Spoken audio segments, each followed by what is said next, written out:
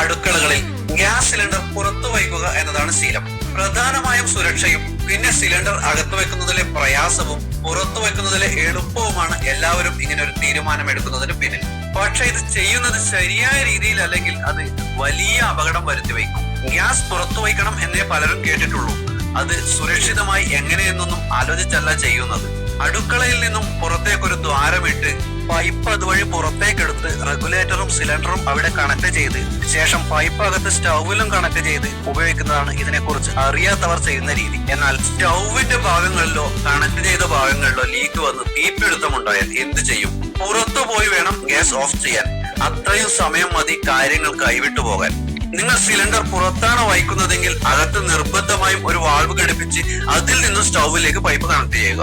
അങ്ങനെ ചെയ്താൽ അകത്ത് നിന്നും ഗ്യാസ് ഓഫ് ചെയ്യാനുള്ള സൗകര്യം ഉണ്ടാകും. പിന്നെ ശ്രദ്ധിക്കേണ്ട കാര്യം, ഇത് ശാസ്ത്രീയമായ രീതിയിൽ ഗുണനിലവാരമുള്ള വാൾവും പൈപ്പും മറ്റു സാധനങ്ങളും ഉപയോഗിച്ച് മാത്രം ചെയ്യുക എന്നതാണ്.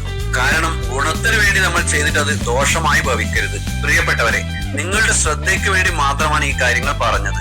വീഡിയോ ഉപകാരപ്രദമെങ്കിൽ കൂടെ കൂട്ടാൻ മറക്കേണ്ട.